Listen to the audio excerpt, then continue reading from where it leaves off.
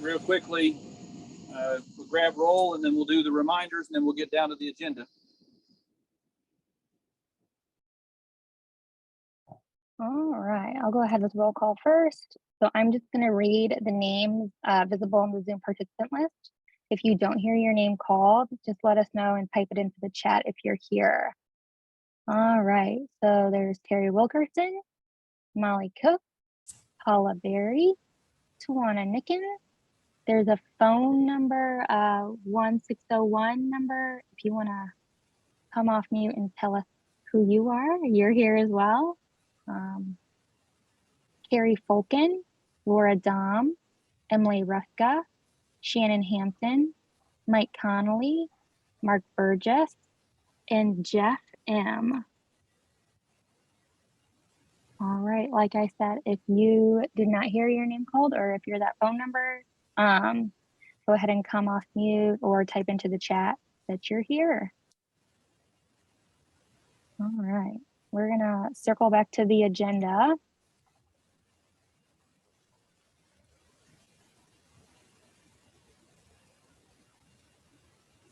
Got a slide for our reminders of the top 4 reasons why we're here. We've been showing that now for 6 months, so we can do that as a refresher, and then I think Molly's got the floor after that.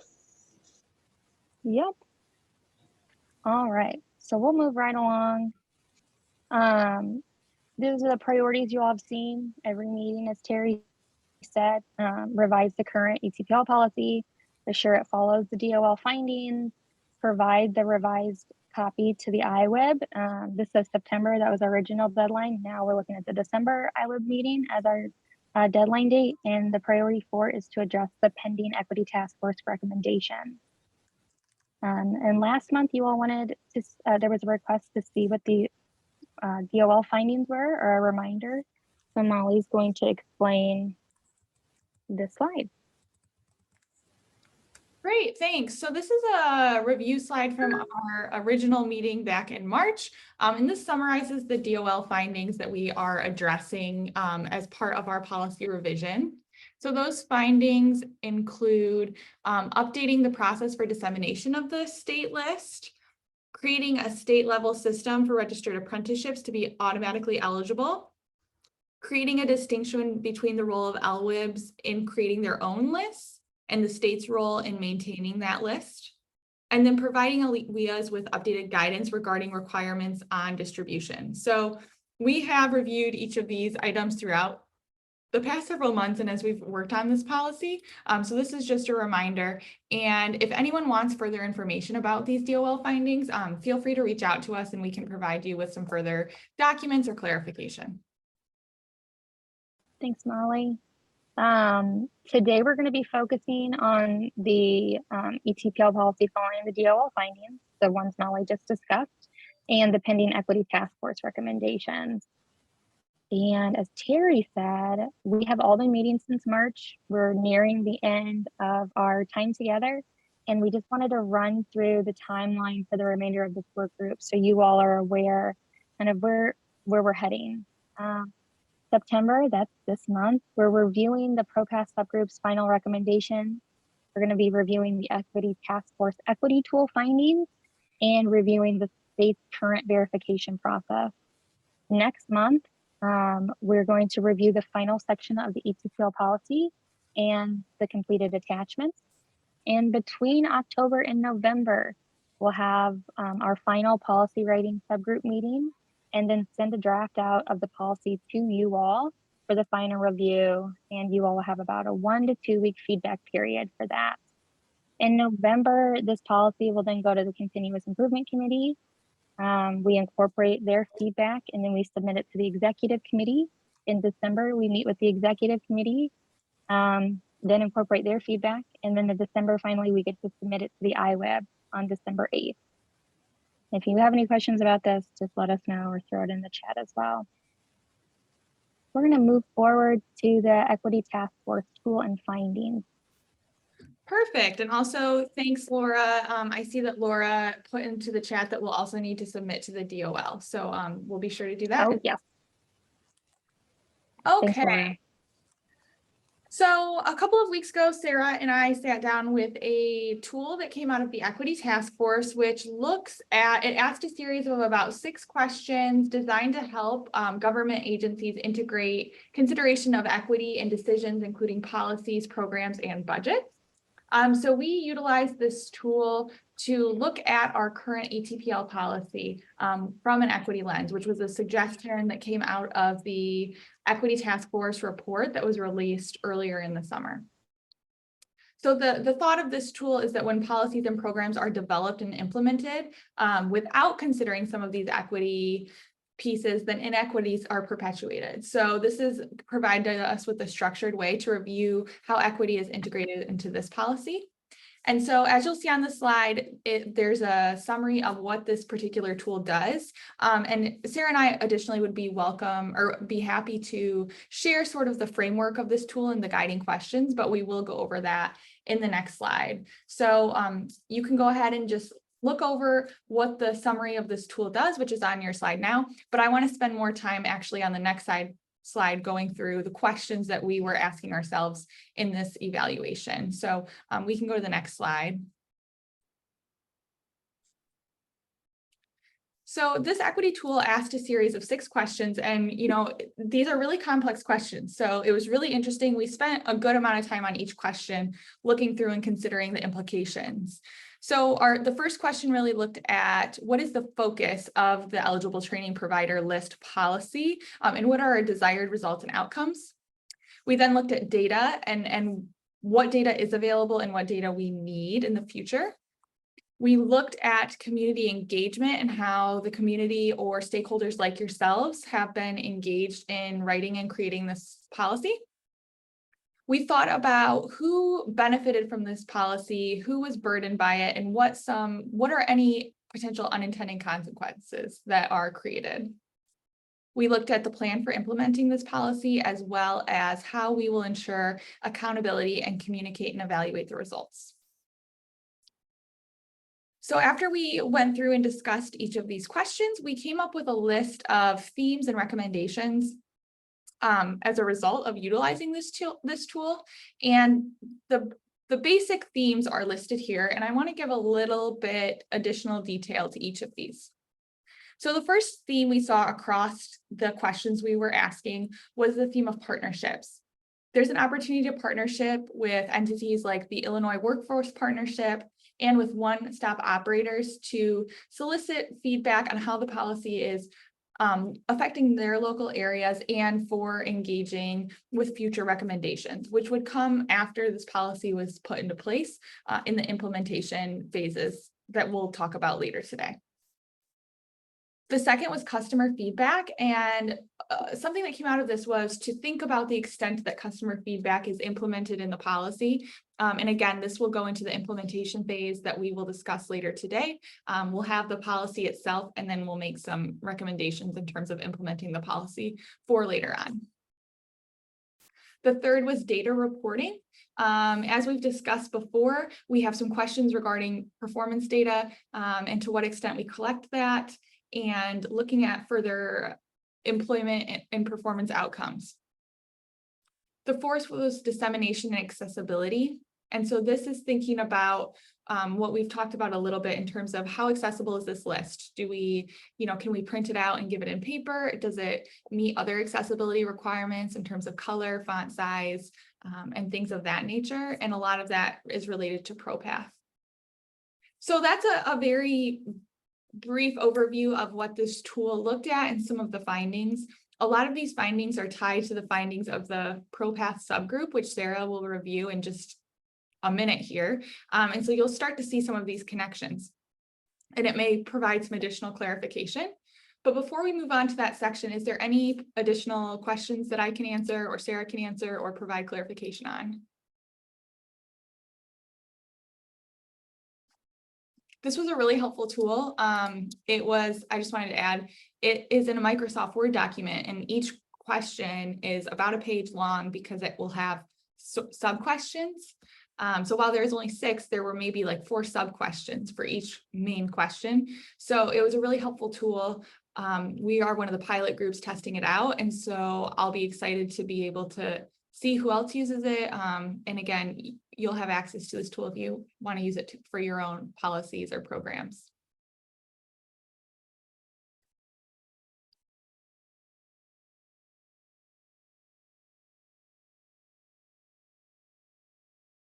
All right, Sarah.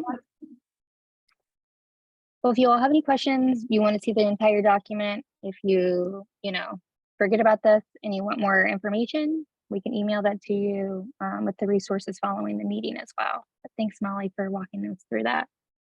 I'm going to move ahead to ProPath.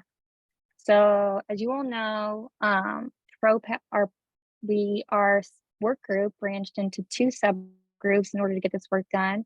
Subgroup 1 is still meeting weekly to to revise the policy, and then the subgroup 2 was focused on piloting and reviewing. I won't say piloting, reviewing the current ProPath search tool. So the group originally met on August 24th, and Natasha, who we've hosted here, walked that group through how to use the tool, what the tool was about. Then the group then used the Survey Monkey to conduct and record their thoughts. Those surveys were due on August 31st, and then Molly and I compiled their information, and the group met again on September 7th to review their common themed feedback and create recommendations on next steps. So the next slide is the 5 recommendations, the majority recommendations that are made by the subgroup. And like Molly said, there's a lot of overlap, or there's similarities between the Equity Task Force tool findings and the ProPath subgroup recommendations. So recommendation 1 was to seek guidance from system developers on the capabilities, ability to edit, and updates on the search function that were noted during the subgroup's time. This guidance would be used to edit the existing search to make it more user friendly. And there was a list of specific things that need to be addressed, or the ProPath group felt need to be addressed before users, it became a user tool. Recommendation 2 is to seek additional feedback from various populations. As the Equity Task Force tool found, we really need to understand how our work impacts others. Recommendation 3 is to consult a plain language consultant on the information presented to just make sure that we are being equitable in how we're presenting information, and that it is presented in a way that is, understandable for, anyone using this. Recommendation 4 was to create a user-focused survey for the ProPath tool, and the proposed tool from that subgroup was a structured, task-oriented survey. So this would be an example of this. Can you find a training provider? What's the cost of the training provider? Was it easy to find, yes or no? That's just an example. But they thought that a task-oriented survey would yield better results than just does this work, open-ended. Recommendation 5 is to create a user-focused work group for the ProPath tool. So those are the 5 recommendations for the work group, or from the subgroup to this work group. And I'm going to move on to ask you all if you have any questions. Do we feel like there needs to be any edits? You're going to have time to review the entire review document that we kind of compiled during that subgroup's time together with the revised policy, but I just want to make sure we're pausing and making sure you all have feedback in this process. Check the chat. Who is providing the list of recommendations to the ProPath developers? Yes. So Mark, Natasha is, I believe, a part of this work group, and Molly and I have on our to-do list to meet with the ProPath system developers to bring them on board to the subgroup's recommendations. Yep. Did that answer your question, Mark? And feel free to come off mute if you want to. Yeah, thanks. Okay. I'm sorry. Thanks, Sarah. No. Yeah, because I'm part of that group, but as you noticed, I've had a lot of conflicts with this meeting, but also have missed several of the ProPath lately because we're in the midst of doing negotiations. So I just want to make sure as part of that group, all the information is getting transmitted accordingly, so they can see what Yes. recommendations are being made, and they can let us know what what they're going to do in regards to them. Yeah, and like I said, we have pulled all the information. We have like a reviewer by reviewer analysis, and then common themes for each question that we're planning on talking to Natasha about. That way, everyone's on the same page moving forward, because we do need to loop the system developers into the conversation. It's a great point. Yeah, great, thanks. Is there any other questions to these recommendations? I guess I can circle back to what they are.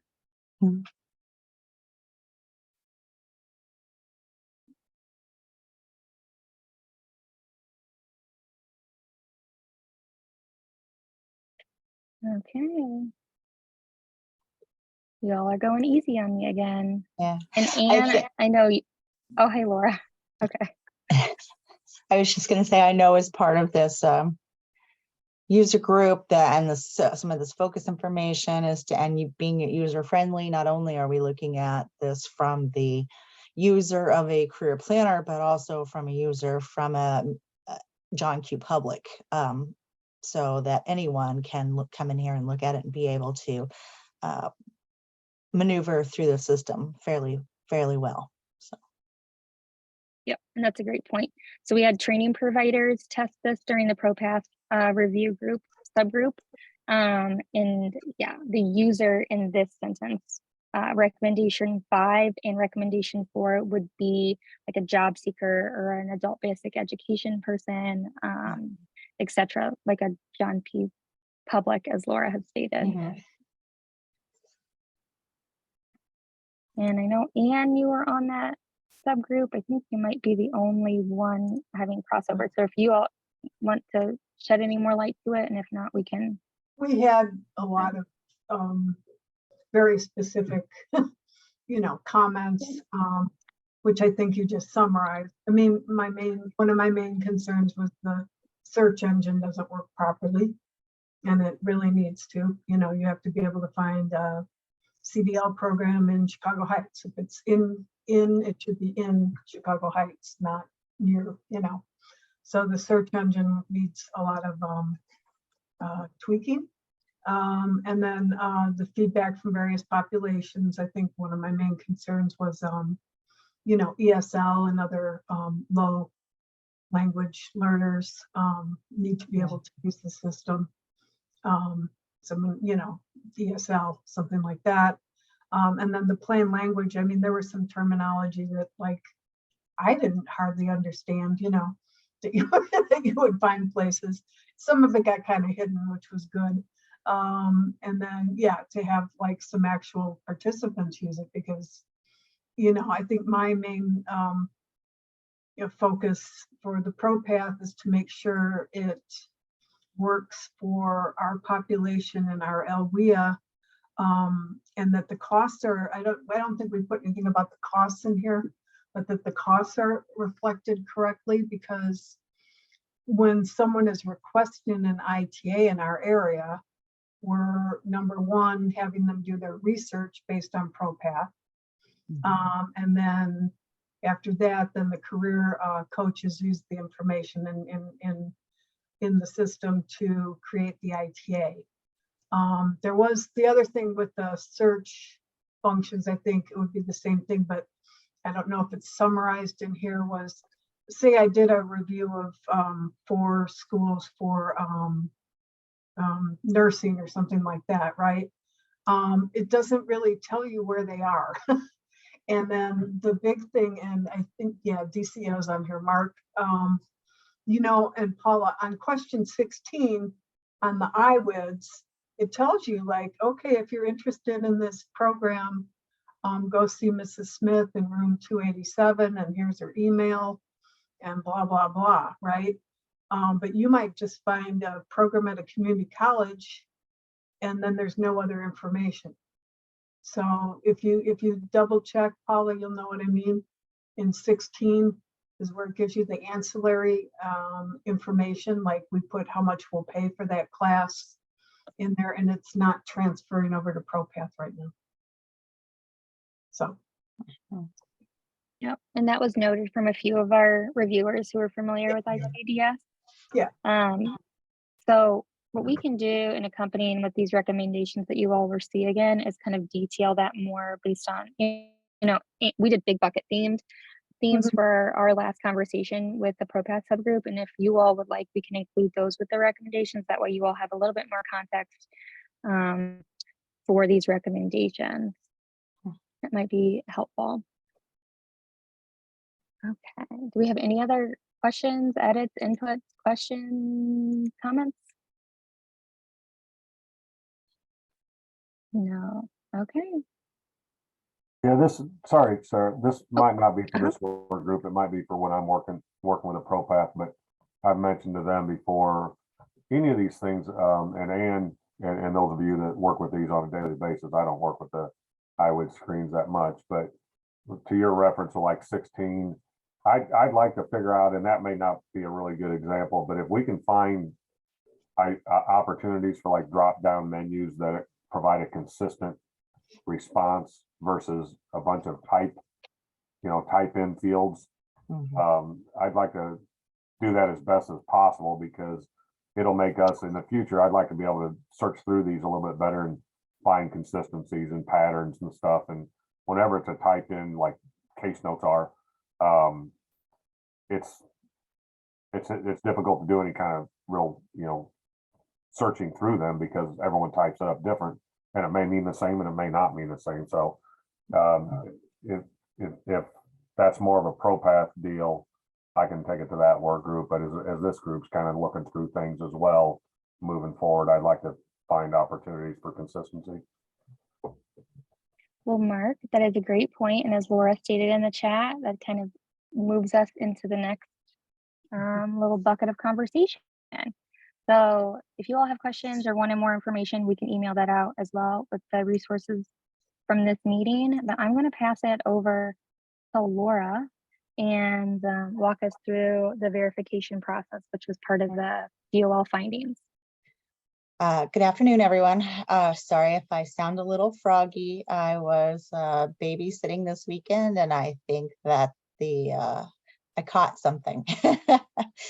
So I'll try my best, but I probably sound a little bit off here, so sorry.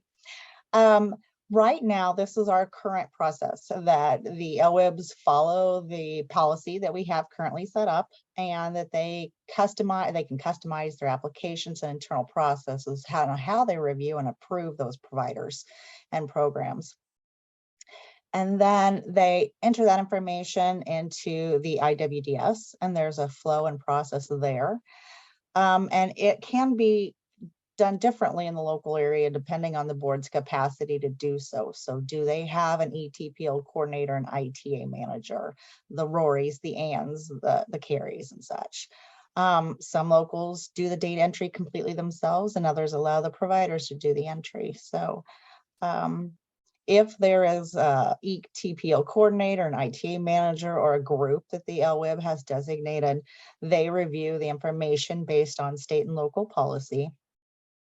And then once they approve that LWIB is then the final step, and that provider entity and training program is automatically on the ETPL at that step. And so the next slide is DOL had a finding when they came in and said that we provided a little bit too much of our responsibilities at the state level to the local boards, and that we stopped just short of the requirements per the Department of Labor, and that we have to ensure that programs meet eligibility criteria and performance levels established by the state and verify the accuracy of the information provided.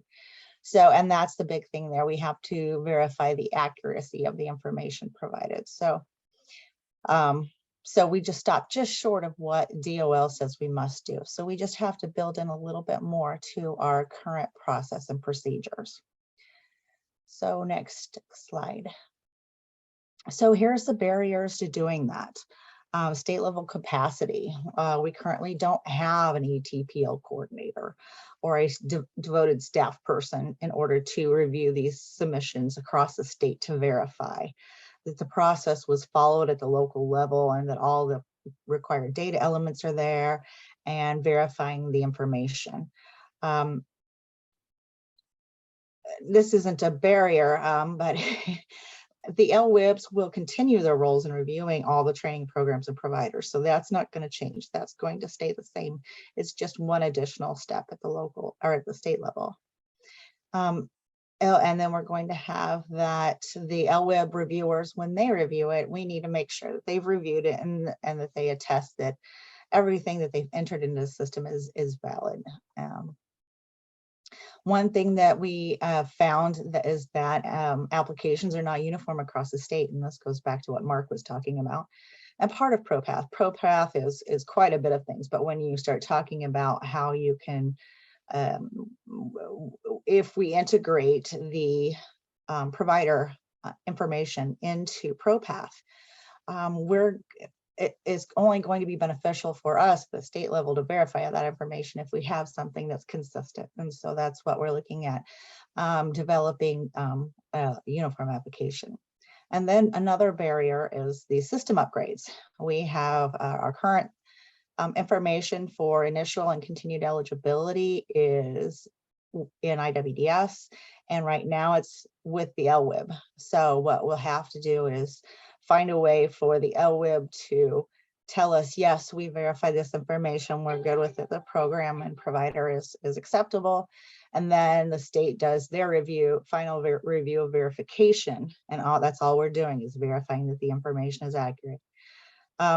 And then it will go on the list then. So it won't, so there's just one little tiny step that we need to finish up. But we do have barriers because we don't have the capacity or the system upgrades being done. So we need to work on that as far as how we're going to do it in the current system with IWDS and how we want it to look like in the future system in ProPath.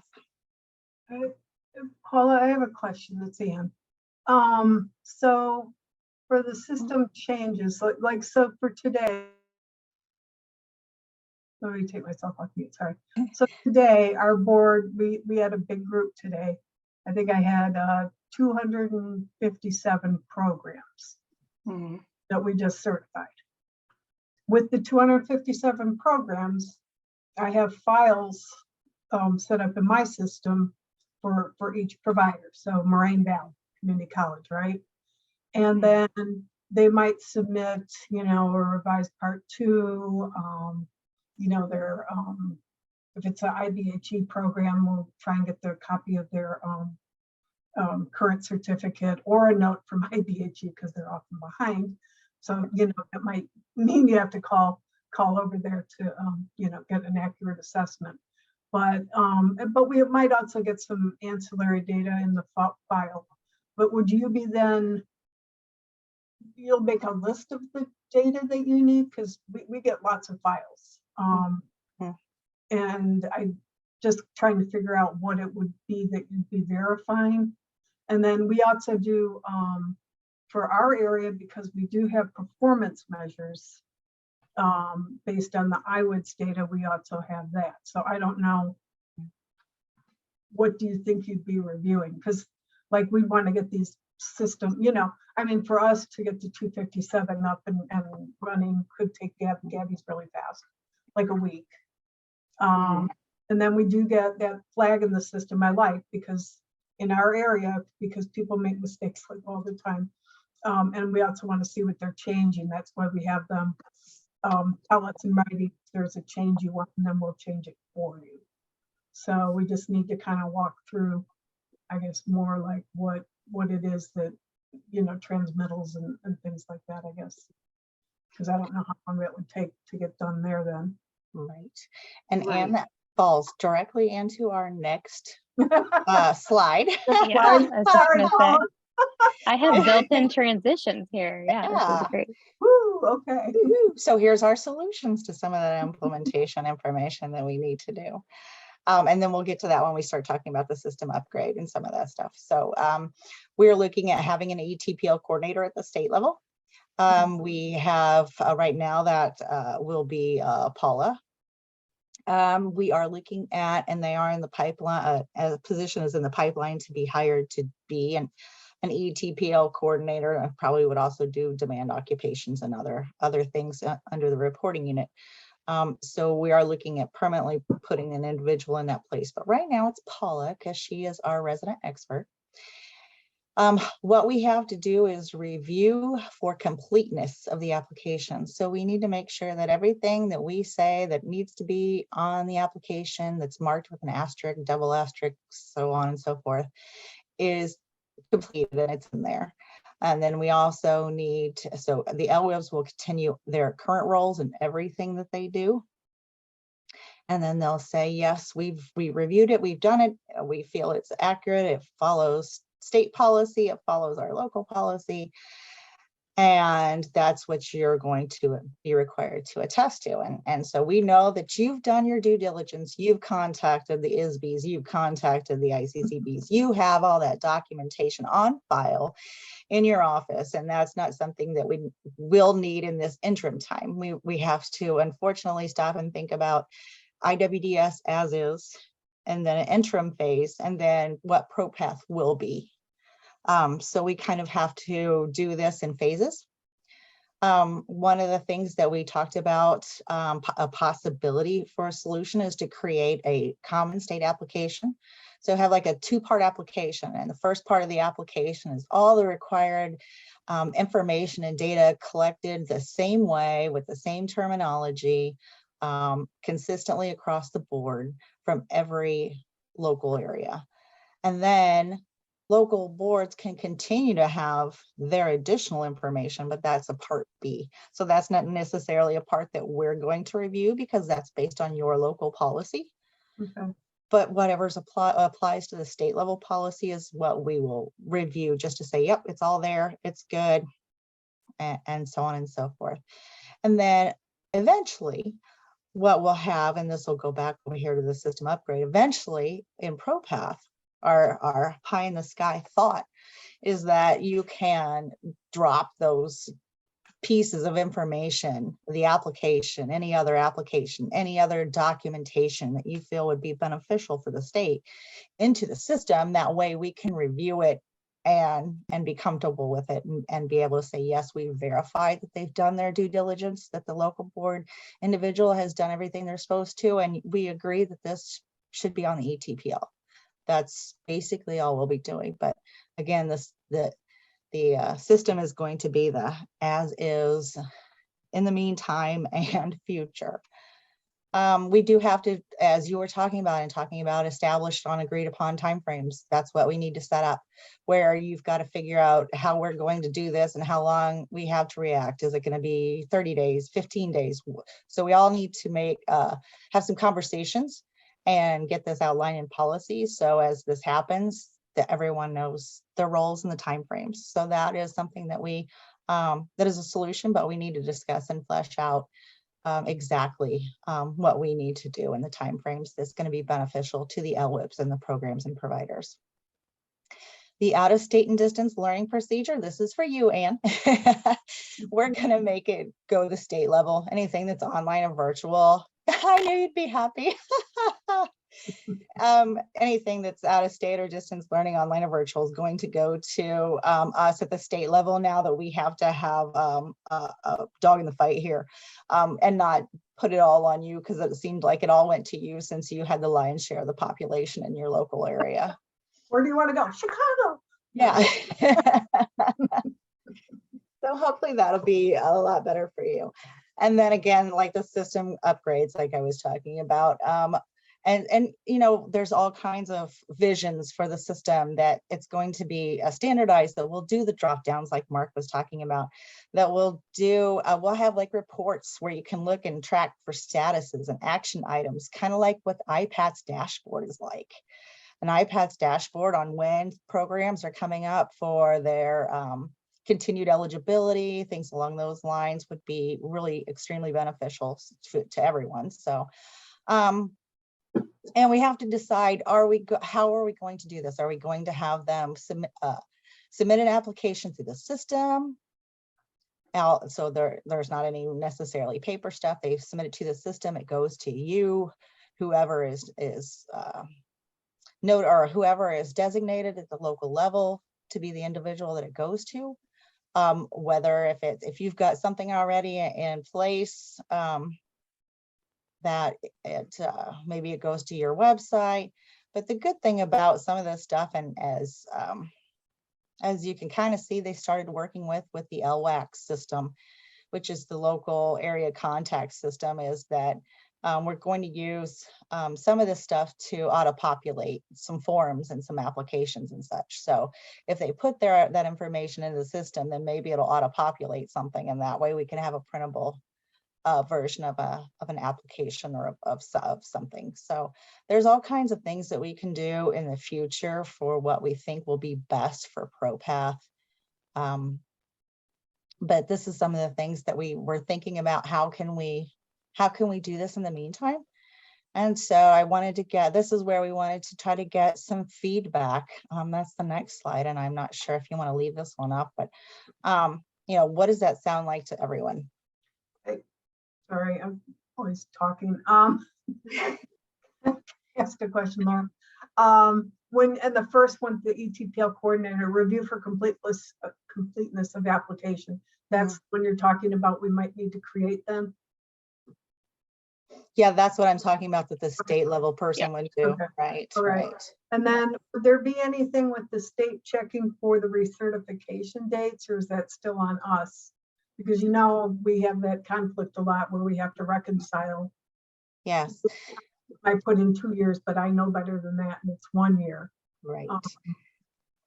So I don't know if you want to think about, it's not for now, but think about the dates. Yes. And the ancillary information would be like a course catalog. Mm-hmm. Okay. Mm-hmm. And the thing is right now with IWDS, we are limited to the current system. And then so we need to determine, okay, what are we going to do in the interim? And then what would be the ideal thing? What should it look like in ProPath for the providers or the LWIB designee to enter that information into the system so that it can be consistent across the board? So we can do that final step that DOL is looking for us to do to verify that it's been entered correctly and that it's all right. Okay. Just so you know, our part 2 mimics IWIDS, and then our part 3 is all the might want to think about how we're going to verify assurances. Mm-hmm. So okay, just think about that later. Okay. Mm-hmm. You got that down, Sarah? Yeah. All right. Sorry. Take a note. Thanks. Mm-hmm. So I think originally, Anne, you asked what the state would verify, and hopefully this clears it up for everyone, that they would review for completeness of the application. And that's correct, right, Laura? That's what we're looking at. Right, we're just big looking to make picture. sure that all the information that's required is there. And then we also have our individuals with ICCB and ISB, with Nina and with Kathy, that we can, and Whitney and everyone else that we can go to, so that if we need to bump something up against them, then we also have them as resources as well. We also have the online directories for the PBVS and for others, for the community college boards. So we may do like spot checks to say, oh yeah, this is right, or no, this is wrong, and then it doesn't match the state their listing. And so and just trying to reconcile that. So it's not a deep dive into especially the information that you're collecting. One thing that you were also talking about, and that Mark was also alluding to, is the costs for the tuition. Wouldn't it be nice if we could get on the application all of the costs broken out? Tuition, fees, books, and have it all separated out for each program, and that way it would be a lot easier for our participants to be able to make a decision, and for our case managers to be able to say, yes, this meets our local ITA policy, I can pay for this in its entirety, so. We do that on our part. We have all that. That's why I'm concerned with that part, because it is pretty detailed, needs to match the ProPath definition. Absolutely. I think the next item we could discuss, and I know this is all new information for you, most of you all, so I know you need time to kind of digest. But if we want to talk about, brainstorm timeframes, that was the next item that I think that we want to nail down to write into the policy. This would be the third column, establish and agreed upon timeframes. What would work with your LWIA? What would be a time frame of the state? We'll also have time at the next meeting to make these concrete, but this is just a time where we can all discuss.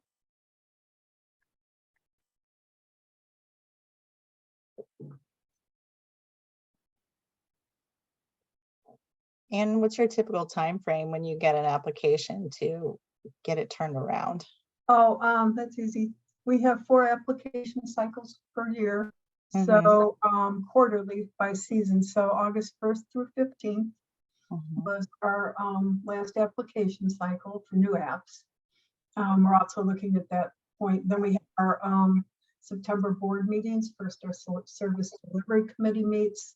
So that meant maybe 2 weeks ago, where we have to have everything kind of ready for them to go for service delivery.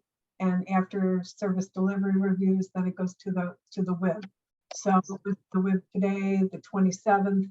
So we're kind of in the 30-day mark, at least for new people applying. So it usually, it always goes the 1st through 15th on the quarter.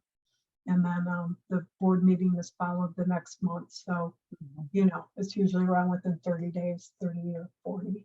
Okay. Depending on meets, so. Yeah, now you had mentioned doing it on a quarterly basis. Some other states do that as well. I'm not sure what other local boards do across the state though. But that seems to work well for you, is doing it quarterly. Yeah.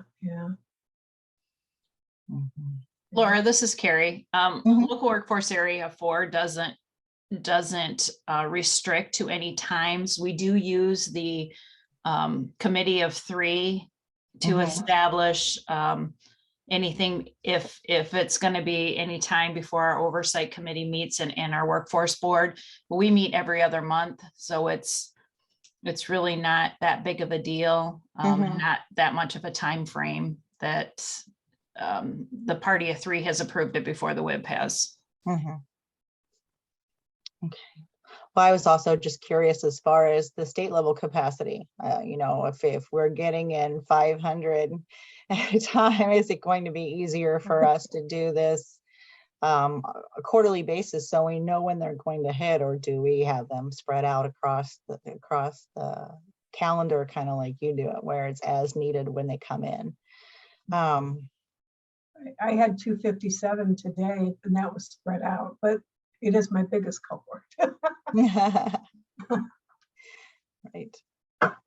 So if you had 257, there's probably closer to 500-600 across the state. Right. Yeah.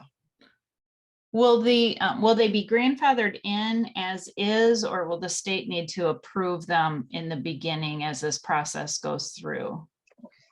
I think that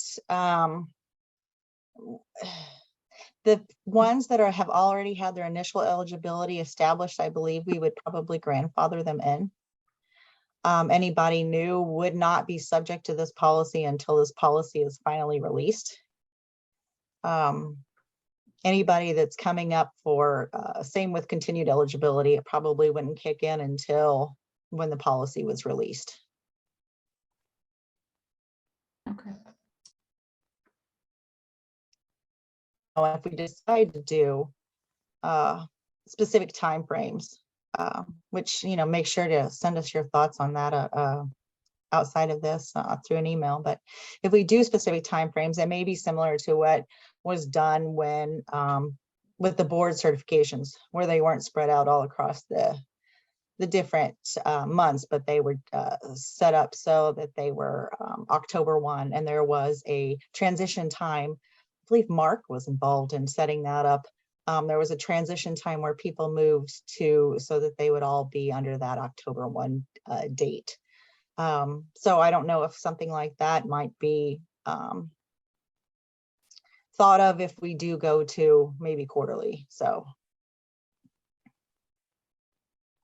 Yeah, if I remember right too, I think we asked you all to identify when you wanted to have these come up at that time, and many of you wanted the same date, but we'll work through what that process looks like to make it as easy as possible on everyone.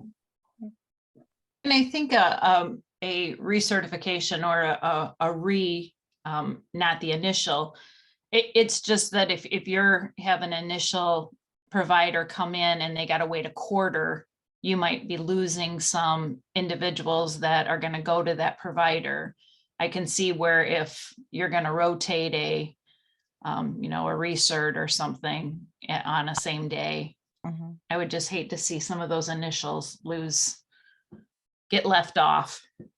Well, I don't think we'd have a process that would lose anything. I think what we did that time, like if someone was due for recertification or continued eligibility in like the next 6 months, we went ahead and gave them an additional 6 months or something. I can't remember. We didn't want, like, if someone had just got it, we didn't want them to have to go through it again in a relatively short amount of time. None of us want to go through any more than we have to, but again, we can look at that and use a few of you to bounce some ideas off of, I think, right, Laura? exactly, yeah, Carrie, that is a perfect example of the downside of doing it quarterly. So it's still up for discussion. That is not set in stone. That's just something that we looked at that other states have done. And we're curious about our capacity and the local capacity and how we were going to accomplish this. And we're just wanting to have it out there as a discussion point.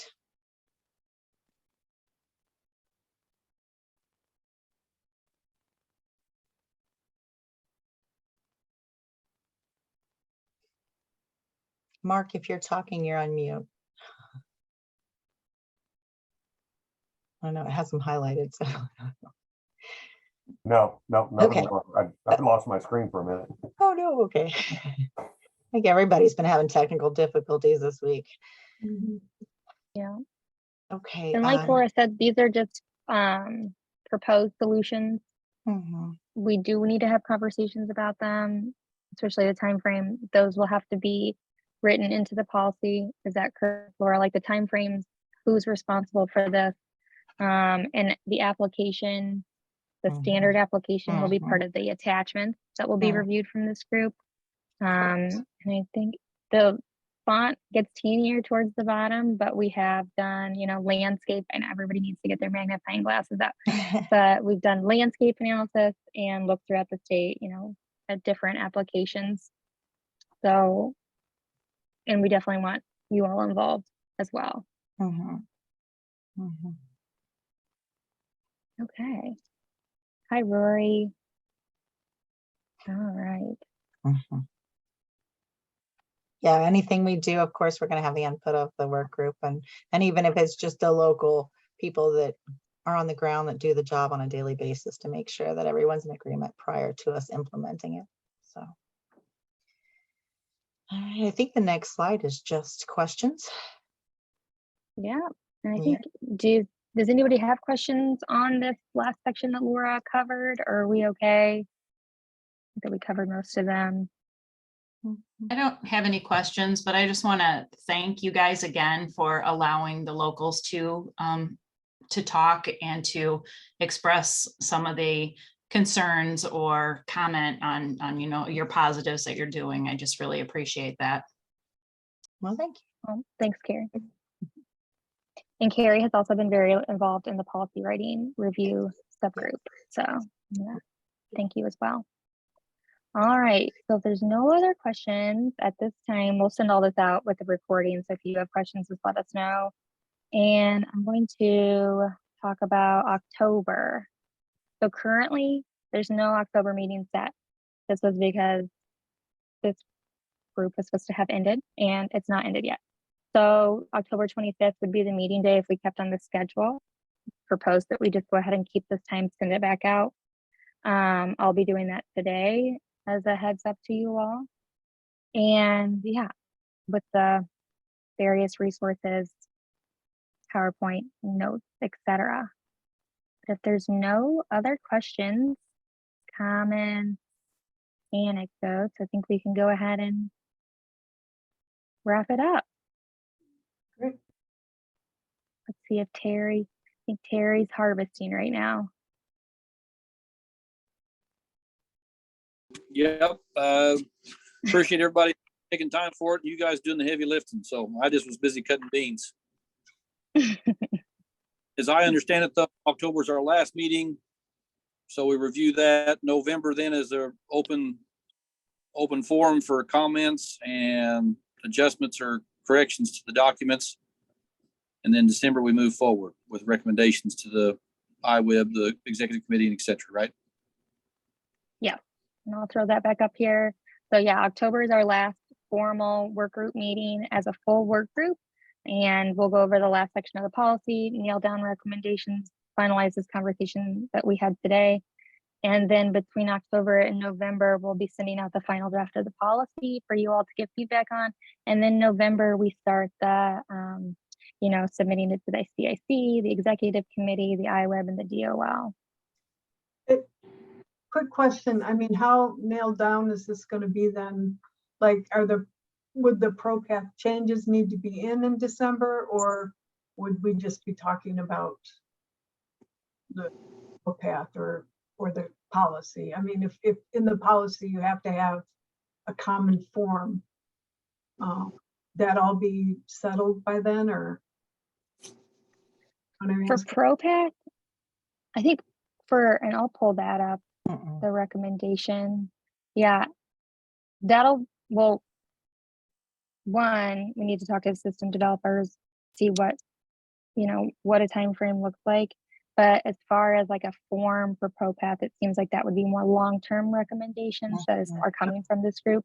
Okay. We do have, based on you all's feedback, what needs to go into the policy, like the performance costs. That was a recommendation from the ProPath subgroup, and to see how that we can utilize that within both the tool and the policy.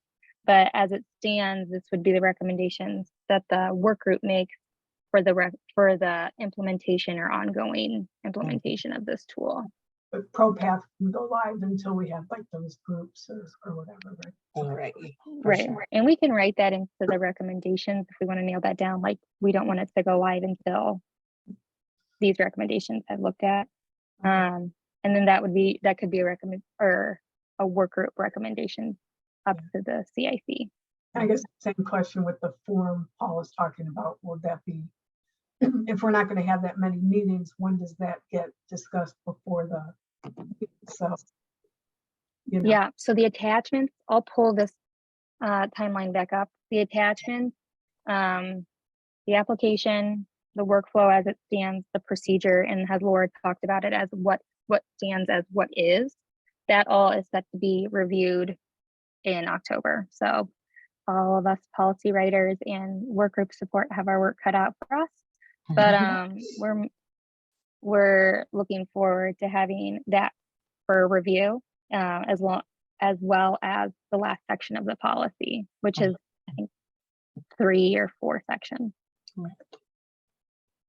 Yeah, and then one caveat on that is, yes, we're going to make the attachments, and some of those are going to be procedures and IWDS procedures, which are in place now because, of course, the system has not been changed, and ProPath is in the future. So, or some of the attachments may just be placeholders until that's developed, and so we can provide detailed instructions.